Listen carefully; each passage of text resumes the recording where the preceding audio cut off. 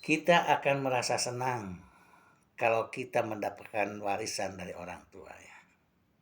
Karena kita tidak capek-capek untuk bekerja ya, mendapatkan harta. Semuanya ini harta warisan itu secara gratis dari orang tua. Akan tetapi beda ceritanya ya dengan Bapak Prabowo. Mendapatkan warisan hutang sebesar 8.000 triliun dari rezim terdahulu ya. Dan pada tahun ini jatuh tempo harus membayar bunganya saja 800 triliun rupiah. Wow, fantastik ya. Negara Indonesia, pejabatnya ya ini, suka banget ngutang. Tapi untuk apa sih ngutang sebesar itu kalau tidak bisa mengembalikan hutang luar negeri? Apakah ini sebagai lahan kan? Saya yakin ini sebagai lahan untuk sebagian kepentingan pribadi. Yang terasa efeknya kepada rakyatnya, pajak dinaikin.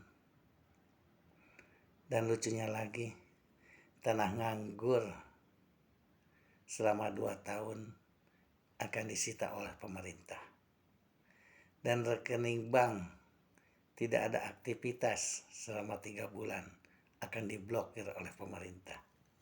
Nah, ini dananya kemanain ya?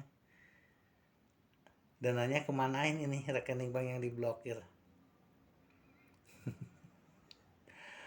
Apa ini untuk membayar cicilan hutang luar negeri? Apa untuk pemasukan kepada para pejabat korup? Ya, bajingan-bajingan pejabat lah kan gitu ya. Garong berkedok pejabat. Itu enggak semuanya, tapi sebagian besar kan. Masih ada yang jujur pejabatnya. Tahu nggak siapa yang jujur? Siapa yang korup? Aduh. Seharusnya pemerintah itu berpikir cerdas ya, jangan belet. Daripada malakin rakyat, lebih baik usut tuh penyelewengan bansos di rezim terdahulu. Dan korup orang-orang yang korupsi, para pejabat yang korup tuh usut, sita hartanya. Ini juga jadi permasalahan. DPR kenapa tidak mensahkan undang-undang perampasan aset para koruptor? Bahkan sebaliknya begitu gercep ya merampas undang-undang perampasan aset rakyat. Masya Allah, begitu hebatnya negara ini ya, dikelola oleh para garang-garang berkedok pejabat. Dan yang paling menyakitkan ya rakyat, para koruptor kenapa dibebaskan?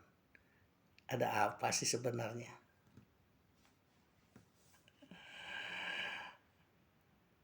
Seharusnya kan dicari semuanya siapa aja yang koruptor. Ini malah dibebaskan. Kita kan tahu semuanya ya waktu kampanye Bapak Prabowo ya. Akan ku kejar para koruptor meskipun sampai ke Antartika. Pret. Waduh ya. Daripada mengejar malah kan yang udah tertangkap juga dibebaskan. Coba kalau semuanya para koruptor ditangkap dan disita asetnya. mungkin hutang luar negeri Indonesia udah lunas. Dan ini lagi uang yang triliunan rupiah yang disita oleh pemerintah. Apa kabar itu? Nggak terbuka ya. Pemerintah nggak terbuka masuk kemana itu. Seharusnya itu kan bisa dipakai lagi untuk pembangunan Indonesia minimalnya. Ya lebih bagus mungkin hasil korupsi itu yang disita, yang triliunan itu bisa untuk membayar bunga hutang luar negeri negara Indonesia. Sungguh miris ya pemerintahan sekarang, para pejabat pengelola pemerintah. Ataukah Pak Prabowo tersandra dengan sesuatu hal yang tidak kita ketahui ya, sehingga ada kompromi di antara mereka. Ya mungkin itu kompromi politik untuk sama-sama aman. Nih yang korupsi, seharusnya kalian sadar semua, para pejabat garong. Hidup ini sementara pertanggungjawaban kelak akan lebih berat.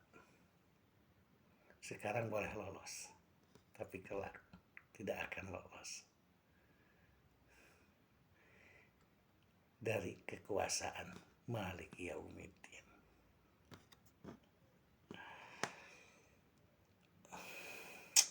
Sebagai rakyat, saya merasa jengah, terus terang aja secara pribadi, melihat, memperhatikan kebijakan-kebijakan pemerintah yang tidak pro rakyat. Kapan Indonesia maju? Kapan rakyat sejahtera? Kalau pengelola negara dikelola oleh garong-garong berkedok pejabat, Indonesia akan tetap miskin dari segi pemahaman politiknya. Dan pemerintah sengaja untuk membodohi terus rakyatnya. Dan pemerintah, pejabat pemerintah bangga kalau rakyatnya hidup di bawah garis kemiskinan, karena tidak akan susah mencairkan bansos. Nah, disinilah masalahnya ya. Pasti bansos enggak 100% tepat sasarannya. Mungkin yang menerima bansos hanya kerabat terdekat dari aparat pemerintahan, yang teratas sampai yang terbawah. Dan ini fakta, nggak bisa dibohongin lagi ya. Udah tahu semuanya itu. Tapi mudah-mudahan ke depannya, setelah Indonesia di shutdown, kan ada di restart dengan para pejabat yang amanah. Ya, kita doakan negara Indonesia menjadi maju dan rakyatnya sejahtera. Oke. Indonesia tetap jaya, makmur bangsa Indonesia.